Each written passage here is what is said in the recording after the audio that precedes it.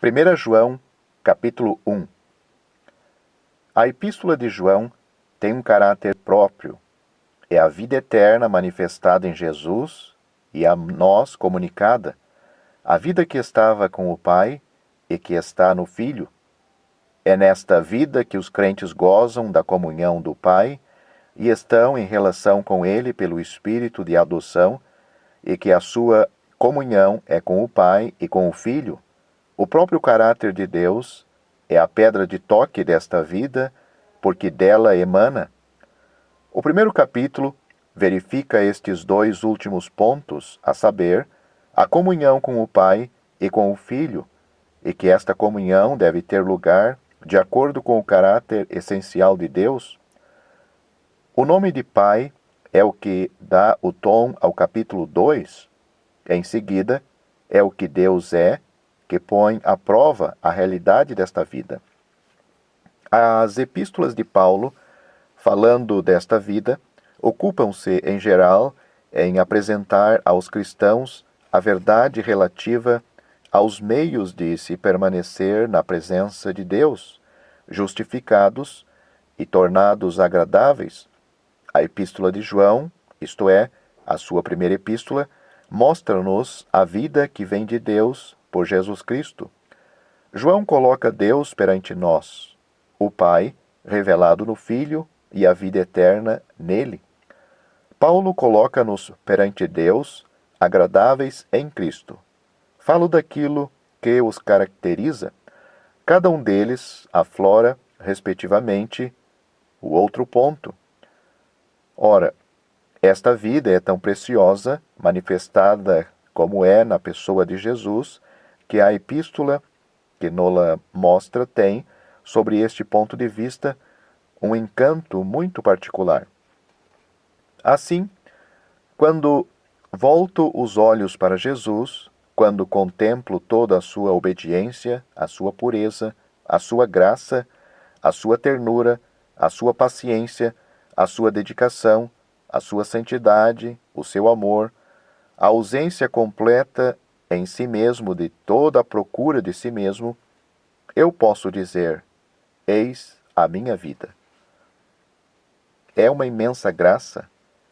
É possível que esta vida esteja obscurecida em mim, mas não é menos verdade que é a minha vida. Oh, quanto eu a aprecio, quando a contemplo assim, quanto eu bendigo a Deus, que descanso para a minha alma, que pura alegria para o meu coração. Ao mesmo tempo, o próprio Senhor Jesus é objeto dos meus afetos, e todas as minhas afeições são formadas de harmonia com este santo objeto. Tudo isto é moralmente muito importante. É enquanto isso está nele e não em mim mesmo, que eu me regozijo e faço as minhas delícias. Mas voltemos à epístola. Havia, quando João escrevia, muitas pretensões a novas luzes, a vistas mais amplas e mais claras. Pretendiam que o cristianismo era muito bom, como coisa elementar, mas que tinha envelhecido e que havia uma nova luz que ultrapassava de longe esse crepúsculo de verdade. A pessoa de nosso Senhor Jesus Cristo, verdadeira manifestação da própria vida divina, dissipou todas essas orgulhosas pretensões, essas exaltações do espírito humano sob a influência do inimigo, que não faz senão obscurecer a verdade e que reconduziram o espírito dos homens às trevas, de onde elas próprias saíram. O que era desde o princípio do cristianismo, isto é, na pessoa de Cristo, o que eles tinham ouvido, o que tinham visto com os seus próprios olhos, o que tinham contemplado, o que tinham tocado com as suas próprias mãos da palavra da vida, eis o que o apóstolo declarava, porque a própria vida tinha sido manifestada. Esta vida, que estava com o Pai, tinha sido manifestado aos discípulos? Poderia haver algo de mais perfeito, de mais excelente? Poderia haver um desenvolvimento mais admirável aos olhos de Deus que o próprio Cristo? Que esta vida que estava no seio do Pai, manifestada em toda a sua perfeição na pessoa do Filho? Logo que a pessoa do Filho é objeto da nossa fé, sentimos que a perfeição teve de estar no princípio. A pessoa do Filho, vida eterna manifestada em carne. Tal é, pois, o tema desta epístola. Por consequência, a graça deve ser considerada aqui no que diz respeito à vida, enquanto Paulo a apresenta em relação com a justificação. A lei prometia a vida como consequência da obediência, mas a vida veio na pessoa de Jesus, a vida em toda a sua perfeição divina, na sua manifestação humana. Oh, como é preciosa esta verdade!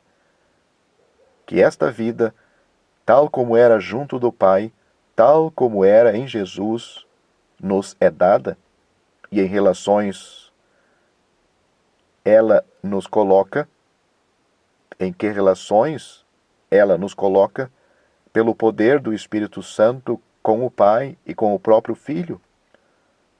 É isto que o Espírito Santo nos apresenta em primeiro lugar. Note-se como tudo é graça aqui. Mais à frente, o apóstolo põe bem à prova todas as pretensões, a posse da comunhão com Deus, mostrando o próprio caráter de Deus, caráter do qual ele não pode nunca afastar-se. Todavia, antes de abordar esta questão, ele apresenta o próprio Salvador e a comunhão com o Pai e com o Filho. Por este meio, sem questão e sem modificação, é a nossa posição e a nossa alegria eterna. O apóstolo tinha visto esta vida, tinha-a tocado com as suas próprias mãos e escrevia aos outros anunciando-lhe a fim de que eles tivessem comunhão com ele no conhecimento da vida que tinha sido manifestado.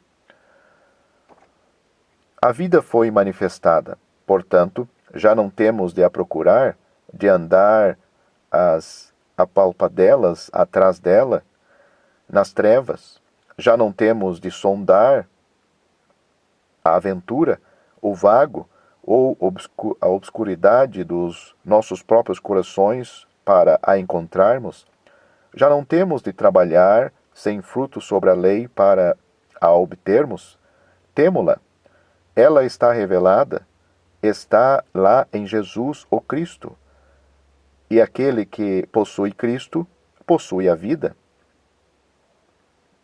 Ora, visto que esta vida era o Filho, não podíamos conhecê-la sem conhecer o Filho, isto é, o que ele era, sem entrarmos nos seus pensamentos e sentimentos. De outro modo, ele não é realmente conhecido.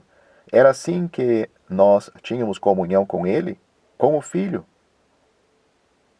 Fato precioso, entrar nos pensamentos, em todos os pensamentos, e nos sentimentos do Filho de Deus, vindo em graça, e isto em comunhão com ele, isto é, não só conhecendo esses pensamentos e esses sentimentos, mas também partilhando-os com ele. Com efeito, é a vida. Mas nós não podemos ter o Filho sem termos o Pai. Quem o tinha visto a ele, tinha visto o Pai, e por consequência, quem tinha comunhão com o Filho, tinha comunhão com o Pai, porque os seus pensamentos e os seus sentimentos eram os mesmos. Ele está no Pai e o Pai está nele. Portanto, nós temos comunhão com o Pai. E isto é também verdade considerada, e considerando este assunto sobre um outro ponto de vista. Sabemos que o Pai acha todas as suas delícias no Filho. Ora, ele concedeu-nos, ao revelar-nos o Filho, que encontrássemos nós também, fraquinhos como somos, as nossas delícias nele.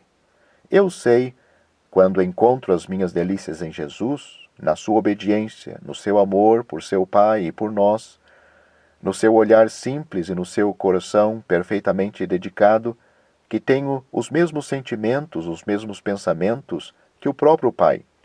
Nisto o Pai encontra as suas delícias, e não pode senão achar as suas delícias, senão naquele em quem eu encontro agora as minhas.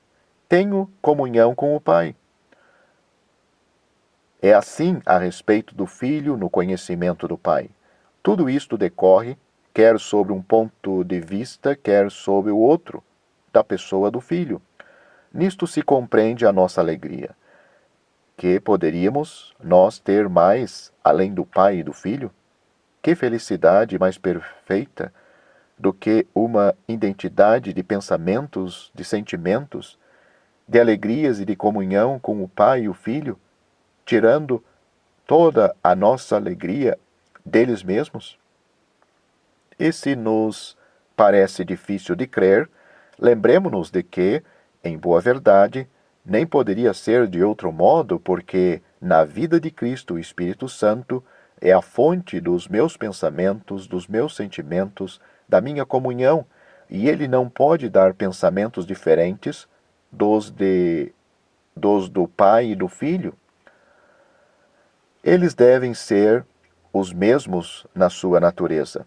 Dizer que são pensamentos de adoração, isso se sucede da própria natureza das coisas e não serve senão para os tornar mais preciosos.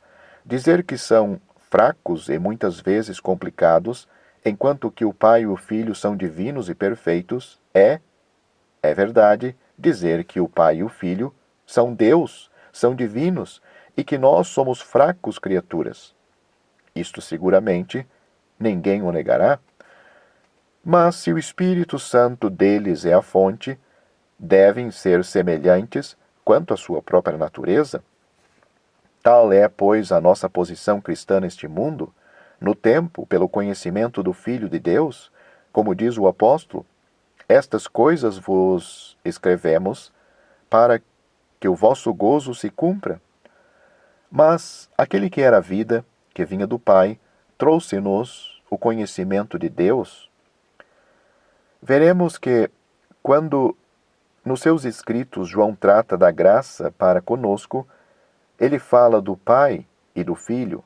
Quando se trata da natureza de Deus ou da nossa responsabilidade, ele diz Deus. João capítulo 3 e 1 João capítulo 4 podem parecer exceções, mas não o são. É o que Deus é como tal e não uma ação pessoal e uma relação em graça. O apóstolo tinha ouvido dos seus lábios o que era Deus, conhecimento de inestimável valor que sonda o coração, e isto também João o anuncia da parte do Senhor aos fiéis. Eis a mensagem que tinham ouvido dele, a saber, Deus é luz, e não há nele trevas nenhumas. Quanto a Cristo, ele falava do que sabia e dava testemunho do que tinha visto. Ninguém subiu ao céu, senão o que desceu do céu. Ninguém tinha visto a Deus. O Filho unigênito que está no seio do Pai, esse o fez conhecer. Ninguém tinha visto o Pai, exceto aquele que era de Deus. Ele tinha visto o Pai. Por isso ele podia, de seu próprio e perfeito conhecimento, revelá-lo. Quem o tinha visto, a ele, tinha visto o Pai. Mas aqui o apóstolo fala de uma mensagem e da revelação da sua natureza. Ora, Deus era luz, a pureza perfeita, que manifesta, ao mesmo tempo, tudo o que é puro e tudo o que não o é. Para se ter comunhão com a luz é preciso ser-se luz, ser da mesma natureza da luz e capaz de se poder ser visto na luz perfeita. A luz não pode ligar-se senão àquilo que é dela própria. Se houver algo que se misture com a luz já não é luz. A luz é absoluta na sua natureza, inclinando tudo o que não for ela própria, excluindo tudo o que não for ela própria. Por isso, se dissermos que temos comunhão com Ele e andarmos em trevas, mentimos e não praticamos a verdade. Neste caso, a nossa vida é uma perpétua mentira. Mas se andarmos na luz como Ele na luz está, nós, os crentes fiéis, temos comunhão uns com os outros, e o sangue de Jesus Cristo, seu Filho, nos purifica de todo o pecado. Eis os grandes princípios, os grandes traços da posição cristã. Estamos na presença de Deus sem véu. É uma coisa real, um serviço de vida e de comportamento. Não é a mesma coisa que andar segundo a luz. É sim andar na luz. Que quer dizer que neste comportamento é, aos olhos de Deus, iluminado pela plena revelação do que Ele é. Isto não quer dizer que não haja pecado em nós, mas, andando na luz, estando a nossa vontade e a nossa consciência na luz, como Deus está na luz, tudo o que não responder à luz é julgado. Moralmente vivemos e andamos no sentimento de que Deus está presente e como, conhecendo-o, assim nós andamos na luz. A regra moral da nossa vontade é o próprio Deus, Deus conhecido. Os pensamentos que dirigem o coração vêm dele mesmo e formam-se segundo a sua revelação. O apóstolo fala dessas coisas sempre de uma maneira abstrata. Por isso diz, ele não pode pecar porque é nascido de Deus, e isto mantém a regra moral desta vida. É a sua natureza, é a verdade, na medida em que o homem é nascido de Deus. Não podemos ter outra medida deste fato, porque qualquer outra seria falsa. Infelizmente, isto não sucede se não formos sempre consequentes, mas nós somos inconsequentes. Se não estivermos neste estado, não andamos de harmonia com a natureza que possuímos, estamos fora do nosso estado real, segundo essa natureza. Além disso, andando na luz, como o próprio Deus está na luz, nós, crentes, temos comunhão uns com os outros. O mundo é egoísta. A carne, as paixões procuram a sua própria satisfação, mas se eu andar na luz, o egoísmo, não tem ali lugar. Posso gozar da luz e de tudo o que ali procuro, na companhia de outros, sem invejas nem ciúmes. Se um outro possui algo de carnal, eu estou privado disso. Andando na luz, possuímos em conjunto o que ele nos dá e gozamos mais se participarmos nisso juntos. Isto é uma pedra de toque para tudo o que é da carne. Quanto mais estivermos na luz, mais gozaremos juntos com os outros que ali estejam. O apóstolo, como dissemos, apresenta isto de uma maneira abstrata e absoluta. É o modo mais correto para se conhecer a própria coisa. O resto é apenas uma questão de realização. Em terceiro lugar, o sangue de Jesus Cristo, seu Filho, nos purifica de todo o pecado. Andar na luz, como Deus está na luz, ter comunhão uns com os outros, ser purificado de todo o pecado pelo sangue de Cristo, eis as três características da posição cristã. Sentimos bem a necessidade que temos da última, porque, andando na luz como Deus está na luz, e bendito seja Deus, com uma revelação perfeita que nos deu de si mesmo, com uma natureza que o conhece, que é capaz de o ver espiritualmente, como o olho é feito para apreciar a luz, porque nós participamos da natureza divina, não podemos dizer que não temos pecado, a própria luz nos contradiria, mas podemos dizer que o sangue de Jesus Cristo nos purifica perfeitamente de todo pecado. Não nos é dito purificou nem purificará. Não é questão de tempo, mas sim de eficácia, tal como eu poderia dizer que determinado medicamento cura a febre, trata-se da sua eficácia. Pelo Espírito, gozamos junto da luz. É a alegria comum dos nossos corações perante Deus, sendo-lhe agradáveis, um testemunho à nossa comum participação da natureza divina, que é também amor, e a nossa consciência não é um impedimento para nós, porque conhecemos o valor do sangue. Não temos consciência do pecado em nós diante de Deus, embora saibamos que ele está em nós, mas temos o sentimento de estarmos purificados dele pelo sangue de Cristo. Todavia, esta mesma luz que nos mostra tudo isso impede-nos, se estivermos nela, de dizer que não temos pecados em nós.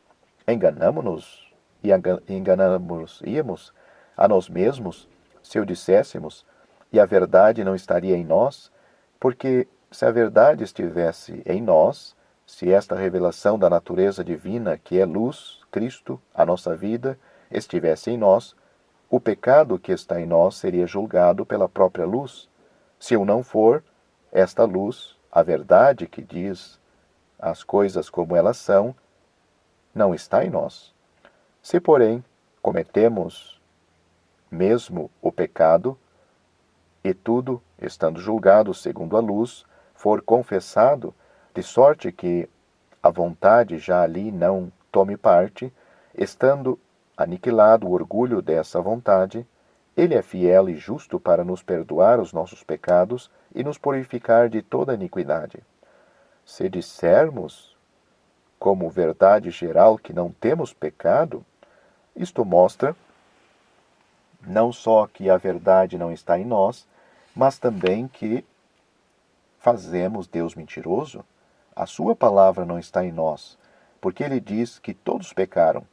Há, portanto, estas três coisas. Mentimos. A verdade não está em nós. Fazemos Deus mentiroso. Falando do pecado, o apóstolo exprime-se no presente. Nós temos. Falando do fato de pecar, emprega o passado. Não supõe que continuemos a fazê-lo.